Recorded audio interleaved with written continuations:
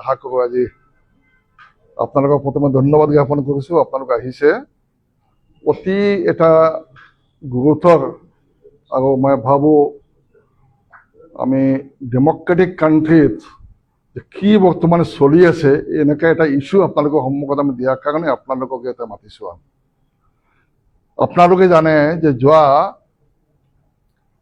23 তাৰিখ যোৱা সোমবাৰে ৰাতি কয়লাপুৰ অৰ্থাৎ শিলচৰৰ মন্ত্ৰী কৌশিক ৰায়ৰ তেওঁৰ সমষ্টি হ'ল লক্ষীপুৰ আণ্ডাৰত আছে কয়লাপুৰ। তাতে এটা নেহৰু কলেজ বুলি এখন কলেজ আছে।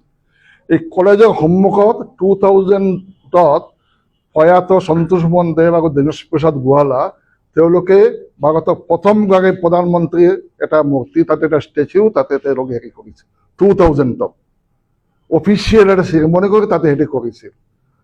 যোৱা 23 তাৰিখ ৰাতি দেখা গৈছে এটা CCTV ফুটেজ ওচৰত আছিলে। ৰাতি দেখা গৈছে এটা দল কিছুমান মানুহ আহি এনেকা এক্সকেভেটাৰ আনি তেওঁলোকে ডেমেজ কৰি গোটেই বস্তুটো একদম ভাঙি দিছে। ভাঙি দি নিয়াৰ চেষ্টা কৰিছিল।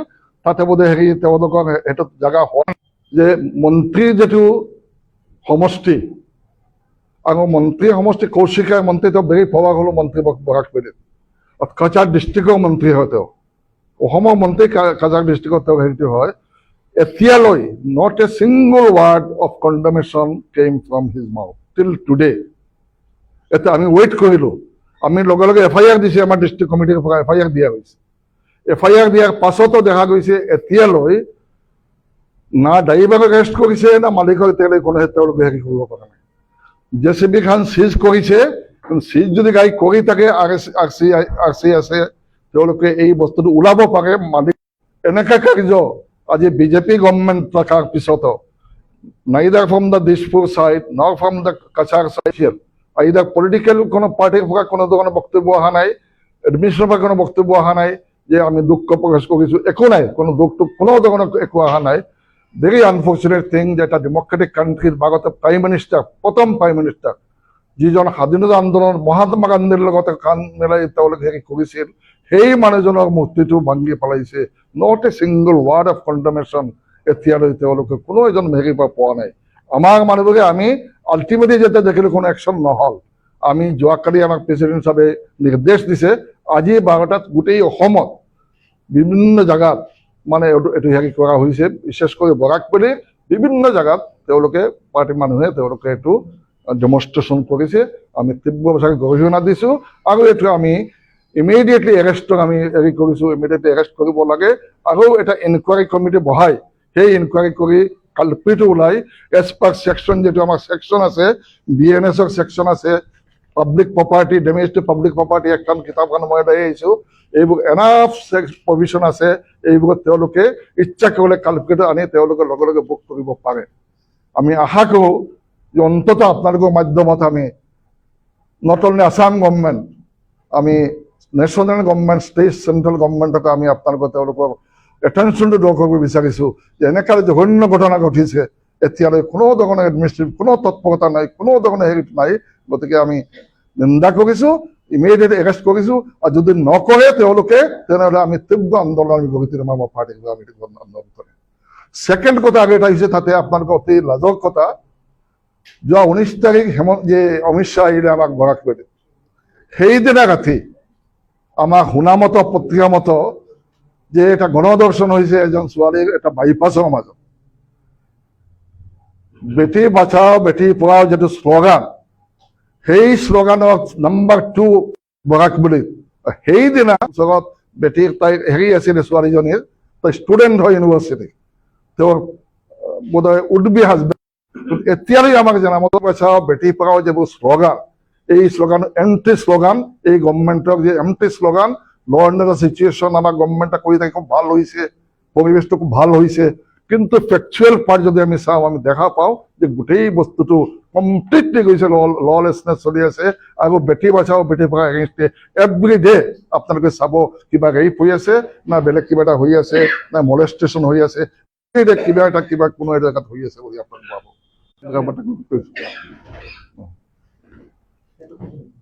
তো পিছত আমাৰ ভাগৱতীয়ে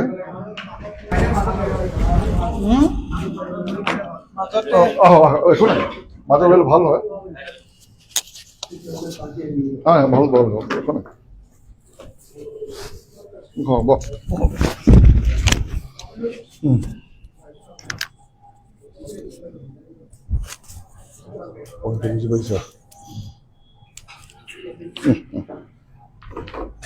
নমস্কাৰ সাংবাদিক বন্ধুসকল, আপোনালোকে ইতিমধ্যে আমাৰ সিনিয়ৰ এডভোকেট, আমাৰ দলৰ নেতা এডভোকেট ৰছিদ আহমেদ চৌধুৰী ডাঙৰীয়াৰ জৰিয়তে আপোনালোকে শিলচৰত জৱাহৰলাল নেহৰুৰ মূৰ্তি প্ৰতিমূৰ্তি কিদৰে ভাঙি পেলোৱা হৈছে এই গোটেই কথাখিনি আপোনালোকে শুনিলে। মই সংবাদ মাধ্যমৰ জৰিয়তে অসমৰ সমূহ যুৱ প্ৰজন্ম, নৱপ্ৰজন্ম সকলোকে এটা বাৰ্তা প্ৰেৰণ কৰিব বিচাৰিছো যে জৱাহৰলাল নেহৰুৰ প্ৰতিমূৰ্তিৰ ওপৰতে যে বিজেপি চৰকাৰৰ দিনত দুষ্কৃতিকাৰীয়ে হাতুৰি বা বুলডোজাৰ লগাইছে এনেকুৱা কথা নহয়। এওঁলোকে কংগ্ৰেছৰ দিনত ব্ৰিটিছক খেদি গোটেই ৰাষ্ট্ৰ নিৰ্মাণৰ যিটো প্ৰতিষ্ঠা আৰু ধাৰাটোৰ ওপৰত বুলডোজাৰ লগাইছে। জৱাহৰলাল নেহৰু কোন? জৱাহৰলাল নেহৰু কেৱল কংগ্ৰেছৰ প্ৰধানমন্ত্ৰী আছিল নেকি? জৱাহৰলাল নেহৰু স্বাধীন ভাৰতৰ 9 বছৰকে কাৰাবাস খাটি স্বাধীনতা অনা এজন ভাৰতৰ প্ৰতিষ্ঠা আছিল আৰু সেই প্ৰতিষ্ঠাক এওঁলোকে ইতিহাস নষ্ট কৰিব বিচাৰি দুষ্কৃতিকাৰীৰ নাম দি এওঁলোকে জৱাহৰলাল নেহৰুৰ প্ৰতিমূৰ্তিক যি হাতুৰি লগালে, ই কেৱল এওঁলোকে যদি ভাবিছে যে কংগ্ৰেছৰ ইতিহাস নাইকিয়া কৰিব বিচাৰিছে, তেওঁলোকে মূৰ্খৰ স্বৰ্গত বাস কৰিছে। জৱাহৰলাল নেহৰু সেইজন যিজন জৱাহৰলাল নেহৰুৱে 17 বছৰকৈ প্ৰধানমন্ত্ৰী থাকি ভাৰতৰ প্ৰতিষ্ঠা এইমছকে আদি কৰি IIT-কে আদি কৰি মডাৰ্ণ ইণ্ডিয়া ব্ৰিটিছৰ পিছত বেজিটো থৈ যোৱা ব্ৰিটিছে গোটেই ভাৰতবৰ্ষখনক 17 বছৰ তেওঁৰ নেতৃত্বত প্ৰতিষ্ঠা দিয়া সেইজন প্ৰধানমন্ত্ৰীৰ ওপৰত হাতুৰি লগাইছে। মই আজি হিমন্ত বিশ্ব শৰ্মাক সুধিব বিচাৰিছো, আপোনাৰ পুলিচ ক'ত গ'ল? CC কেমেৰাৰ ফুটেজত আপোনালোকে যি দুষ্কৃতিকাৰীয়ে তাত সেই প্ৰতিমূৰ্তিত হাতুৰি লগাইছিলে কিয় আজি পৰ্যন্ত কৰায়ত্ব কৰিব পৰা নাই? তাৰ মানে অসমৰ পুলিচ প্ৰশাসন বিফল হৈছে নেকি? নে পুলিচ প্ৰশাসনৰ নাকৰ আগেৰি তেওঁলোকে এই কংগ্ৰেছক মেলাইন কৰিবৰ কাৰণে তেওঁলোকে প্ৰতিষ্ঠাবিলাকক মোহাৰিব বিচাৰিছে নেকি? এক বৃহৎ প্ৰশ্ন। মই সেইকাৰণে অসমৰ প্ৰত্যেকজন সচেতন নাগৰিকক আমি আহ্বান জনাইছো যে এয়া জৱাহৰলাল নেহৰুৰ প্ৰতিমূৰ্তিৰ ওপৰত আঘাত জনোৱা নাই। সমান্তৰাল বলে যদি ভাবে আপোনালোকে, আজি তাৰিখত তেওঁলোকে কৈ থাকে গোপীনাথ বৰদলৈ এয়াৰপোৰ্ট ডাঙৰ ষ্টেচু বনাইছে। যদি প্ৰতিমূৰ্তি তেওঁলোকে ষ্টেচু গোপীনাথ বৰদলৈ ঠিকেই বনাইছে, কিন্তু গোপীনাথ বৰদলৈ 6 শিডিউলৰ যি সাধনা আৰু প্ৰতিষ্ঠা তাক আঘাত জনাই কাৰ্বি আংলঙত কিন্তু আজি তাৰিখত জনগোষ্ঠীয় মূলৰ মানুহে নিজৰ ভেটি সুৰক্ষাৰ কাৰণে আজি তাৰিখত আন্দোলনত নামিবলগীয়া হৈছে। মই সেইকাৰণে আজি সংবাদ মাধ্যমৰ জৰিয়তে অসমৰ মাননীয় মুখ্যমন্ত্ৰী আৰু শিলচৰত থকা প্ৰশাসনিক পুলিচ DC সকলোকে আমি আহ্বান জনাইছো যে জৱাহৰলাল নেহৰুৰ ওপৰত দুষ্কৃতিকাৰীয়ে কেনেকে তাত তেওঁলোকে এক্সকেভেটৰ লগাই কেনেকে প্ৰতিমূৰ্তি ভাঙিব পালে, ইয়াৰ কাৰণে সেই অঞ্চলৰ DC আৰু SP জবাবদিহি হ'বনে নহ'ব? কাৰণ আজি পৰ্যন্ত 23 তাৰিখৰ পৰা আজিলৈকে কিয় কালপ্ৰিতক কৰায়ত্ব কৰিব পৰা নাই?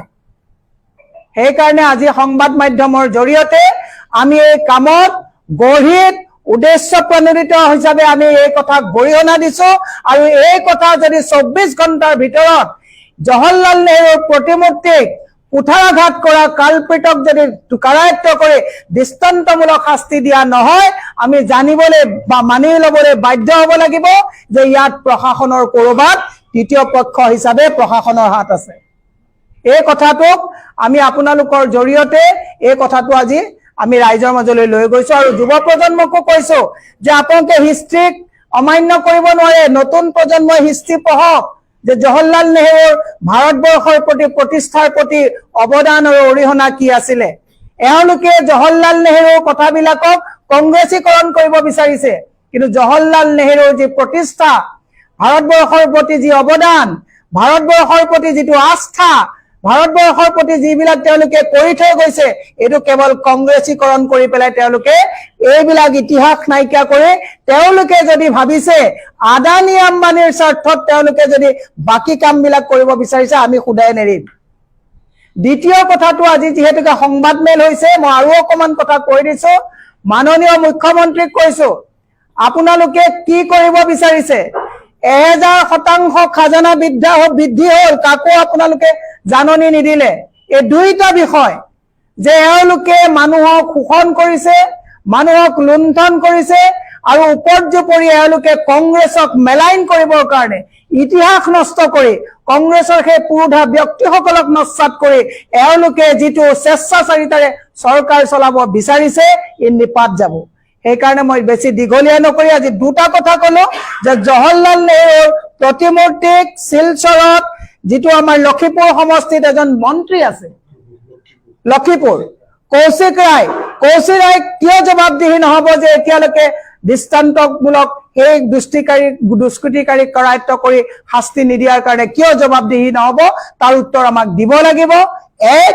আৰু 2 নম্বৰৰ কথাটো হৈছে যে চৰকাৰে এফালে কি কৰিছে, মানুহক সবকা সাথ সবকা বিকাশৰ কথা কৈ মানুহক যে গল চেপা দি তেওঁলোকে 1000% মাটিৰ খাজানা ৰাইজক প্ৰায়ৰ কোনো নটিচ নিদিয়াকৈ তেওঁলোকে কি কৰ কাটল ব্যৱস্থা কৰিছে, ইয়াৰ কাৰণে ৰাইজক সজাগ কৰি চৰকাৰক আমি জবাবদিহি কৰি আজি এই সংবাদমেল আমি আহ্বান কৰিছো।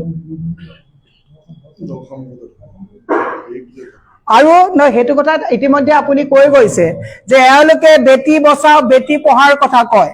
আপোনালোকে দেখিছে আজি তাৰিখত অসমত কিমান বেটি সুৰক্ষিত। এই বেটি বচাও বেটি পঢ়াও কথাটোত যদি আপুনি শিলচৰৰ কথাটোকে যদি আমি কেৱল ল'বলৈ যাওঁ, মই মহিলা কংগ্ৰেছৰ সভানেত্ৰী হিচাপে ভুল হ'ব। আপোনালোকে কাৰ্বি আংলঙত দেখিছে, গহপুৰত দেখিছে, বিভিন্ন অঞ্চলত দেখিছে, তিনচুকীয়া বৰডিবিৰ পৰা যদি আমি কেছবিলাক চাওঁ, আমি কেছ দিলে সেই কেছবিলাক ৰেজিষ্টাৰ নহয়। বেটি সুৰক্ষিত হয় নে নহয়? এই শিলচৰৰ যি ঘটনাৱলী ইতিমধ্যে আমাৰ হাফিজ ৰছিদ চৌধুৰী ডাঙৰীয়াই কৈ গৈছে। মই কৈছো যে অসমৰ মাতৃ সমাজলৈ মই আহ্বান জনাইছো যে এই চৰকাৰে না বেটিক সুৰক্ষা দিব পাৰিছে, না এই চৰকাৰে অসমৰ জনসাধাৰণক সুৰক্ষা দিব পাৰিছে। গতিকে প্ৰত্যেককে আমি আহ্বান জনাইছো, এই চৰকাৰে হাল এৰি শিয়াল খেদিছে, এই চৰকাৰে মানে বিজ্ঞাপনেৰে গোটেই ভৰাই দিছে। চৰকাৰে কিন্তু য'ত ধৰ্ষিতা হৈছে, ধৰ্ষণকাৰীক তেওঁলোকে দৃষ্টান্তমূলক শাস্তি দিব পৰা নাই। আৰু এই কথাবিলাক যেতিয়া আমি কেছ ৰেজিষ্টাৰ কৰিবলৈ যায়, ভুক্তভোগীয়ে কিন্তু কেছ ৰেজিষ্টাৰ কৰিবলৈ গ'লে ডাবল তাত মানে এটা মানসিক হাৰাশাস্তি হয়। গতিকে তেওঁলোকে এইবিলাক কথাত মাত নিদিয়ে।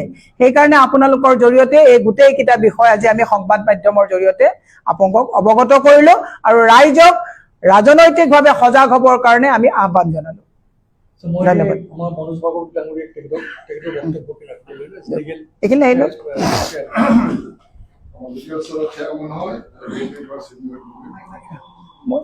মই 1 মিনিট মোৰ প্ৰেছ কনফাৰেন্স এটা হৈ আছে, মই ধৰি লওঁ। এনে বোলে এফালে আছো।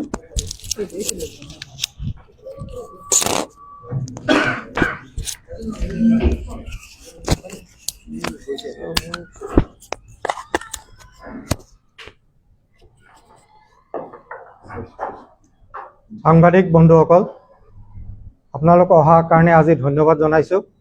আমি দেখিছোঁ যে আজি বিজেপি চৰকাৰৰ সময়ত আমাৰ স্বাধীনতা সংগ্ৰামীসকলক এনেধৰণে অপমান কৰা হৈছে।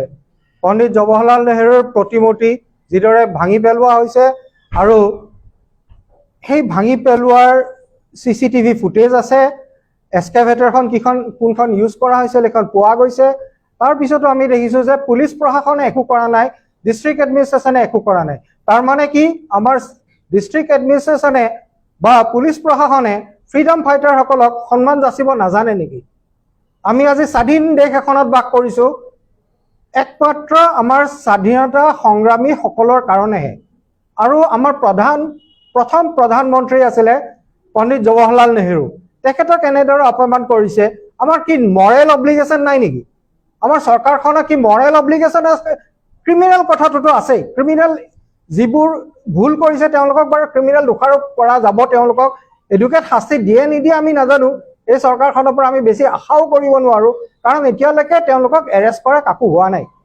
মূৰ্তিটো পুনৰ সেই জাগাত সংস্থাপিত হ'ব লাগে, এইটো আমাৰতো ডিমাণ্ড আছেই। কিন্তু তাৰ লগতে যিখিনিয়ে এই কাৰ্যটো কৰিলে, যিবিলাক মিছক্ৰেন্স ইনভলভ আছিলে, তেখেতসকলৰ এগেইনষ্টে কি ব্যৱস্থা লোৱা হৈছে আমি সাংবাদিকসকলে কোনোবাই জানে যদি নাজানো, এতিয়ালৈকে হয়তো তেনেকুৱা একো ব্যৱস্থা আমি জনাত লোৱা হোৱা নাই। পুলিচ প্ৰশাসন ক'ত গ'ল? ডিষ্ট্ৰিক্ট এডমিনিষ্ট্ৰেশ্যন ক'ত গ'ল? গোটেইবোৰে এই মানুহখিনিক খুব সহজে এৰেষ্ট কৰিব পৰা যায়, কাৰণ CCTV ফুটেজ আছে। আৰু আমি ভাবিছিলোঁ যে CM আমাৰ মাননীয় শ্ৰী হিমন্ত বিশ্ব শৰ্মা ডাঙৰীয়াই নিজে এটা প্ৰেছ বাৰ্তাৰ যোগে এটা গৰিহণা দিব লাগিছিলে, কিন্তু আমাৰ কৌশিক ৰায় ডাঙৰীয়া মিনিষ্টাৰ তেখেতেও দিয়া নাই, তেখেত তাৰে লোকেল আৰু তেখেতেও দিয়া নাই। আৰু আমি চিফ মিনিষ্টাৰ বা প্ৰেচিডেণ্ট অফ BJP তেখেতসকলৰ পৰা একো গৰিহণাৰ এটা শব্দও শুনা নাই আমি। এইটো আমাৰ দুৰ্ভাগ্য যে আমি আজিৰ দিনত তেওঁলোকৰ এগেইনষ্টে একোটো ব্যৱস্থা লোৱা হোৱাই নাই। বহুত ধাৰা আছে, কেইটামান ধাৰা হয়তো মই কৈও দিব পাৰোঁ আপোনালোকক যে এই ধাৰাবিলাক তেওঁলোকৰ এগেইনষ্টে ল'ব পৰা যায়, কিন্তু লোৱা হোৱা নাই। আমি জানো যে prevention of damage to public property act 1984 Section 3 আণ্ডাৰত তেওঁলোকক ধৰিব পৰা যায়। ভাৰতীয় ন্যায় সংহিতা যিটো আমি BNS বুলি কওঁ, Section 427 এপ্লিকেবল হয়। Section 120B ক্ৰিমিনেল কনস্পিৰেচি কিহৰ কাৰণে হয়? যে তাতে অপ্ৰীতিকৰ পৰিস্থিতি সৃষ্টি কৰাৰ সম্ভাৱনা আছে, সেইটো ৰোধ কৰাৰ কাৰণে একো চেষ্টা কৰা নাই। Section 153A গোটেইবিলাক মই কৈ যোৱা BNS এক্টৰ আণ্ডাৰত আছে। Section 153A promoting enmity, Section 147, 148 writing, যিটো হোৱাৰ সম্ভাৱনা আছে, কাৰণ তেখেতক আমি জানো যে তেখেত আমাৰ প্ৰথম প্ৰধানমন্ত্ৰী আছিল। Section 324 mischief, Section 352 intentional insult with intent to provoke breach of peace. এইকেইটা গোটেইকেইটা আমাৰ আহে ভাৰতীয় ন্যায় সংহিতাৰ আণ্ডাৰত। এই ছেকশ্যনবোৰ পুলিচে হয়তো কেছ ৰেজিষ্টাৰ কৰোঁতে সুবিধা হ'ব বুলিয়ে মই আপোনালোকৰ প্ৰেছৰ সাংবাদিকসকলৰ জৰিয়তে মই জনাইছোঁ। আমি আশা কৰোঁ যে যিটো মূৰ্তি অপমান কৰা হৈছে, আমাৰ চিফ মিনিষ্টাৰ ডাঙৰীয়া নিজে গৈ সেই জাগাত আকৌ পুনৰ প্ৰতিষ্ঠা কৰিব লাগে। আমি ভাবিছোঁ যে ভাৰতীয় জনতা পাৰ্টিৰ সভাপতি আৰু আমাৰ মাননীয় CM গৈ তাতে এইটো পুনৰ প্ৰতিষ্ঠা কৰিব লাগে, আৰু এনেকুৱা ধৰণৰ যাতে পুনৰ কোনো জাগাতে এনেকুৱা ধৰণৰ যাতে ঘটনা নহয়। আমাৰ ফ্ৰীডম ফাইটাৰসকল, মহাত্মা গান্ধী ডাঙৰীয়াই হওক বা জৱাহৰলাল নেহৰু ডাঙৰীয়াই হওক, ইন্দিৰা গান্ধী বা এনেকুৱা ধৰণৰ মানুহবিলাকৰ যিটো মানে তেওঁলোকে টাৰ্গেট কৰে, তেওঁলোকে ভাবে যে এনেকুৱা ধৰণৰ ইছ্যু কৰিলে কংগ্ৰেছক টাৰ্গেট কৰে। কংগ্ৰেছক টাৰ্গেট কৰা হোৱা নাই। আমাৰ দেশখনত অপমান কৰা হৈছে, আমাৰ ফ্ৰীডম ফাইটাৰ্ছক অপমান কৰা হৈছে। এনেধৰণৰ কাৰ্যৰ পৰা বিৰত থাকিবলৈ ব্যৱস্থা গ্ৰহণ কৰিব লাগে বুলি পেলাই মই আহ্বান জনাইছোঁ। কাৰোবাৰ কিবা সুধিবলগীয়া আছে নেকি? এটা কথা মই অলপ এড কৰি দিওঁ, এইটো প্ৰথম ঘটনা নহয়, যোৱা বছৰ হৈছিল। যোৱা বছৰ আপোনালোকে আপডেট কৰিলে আপোনালোকে জানিব। এইটো ডুমডুমাত হৈছে যোৱা বছৰ। তাৰ আগত আচৰিত কথা যে ইয়াত কোনো একশ্যন নলোৱাৰ কাৰণে এইটো ঘটনা ঘটিছে। খালি যে অহাকালি বাজপেয়ী ডাঙৰীয়া এইটো নঘটিব, বেলেগেও নঘটিব, সেইটোতো আমি ক'ব লাগিব। ইৰেচপেক্টিভ অফ পলিটিকেল তেওঁলোক আমাৰ leader, Statesman of the country, তেওঁলোকক যাতে অন্তত ষ্টেচুটোৰ প্ৰতি আমি চবে শ্ৰদ্ধা কৰিব পাৰোঁ। আৰু যিভাগে শ্ৰদ্ধা কৰিব নাজানে তেওঁলোকে শ্ৰদ্ধা কৰাব, জনাব, শিকাবৰ কাৰণে যিটো পন্থা অৱলম্বন কৰিব লাগে সেই পন্থা অৱলম্বন কৰা উচিত বুলি নাই। Thank U.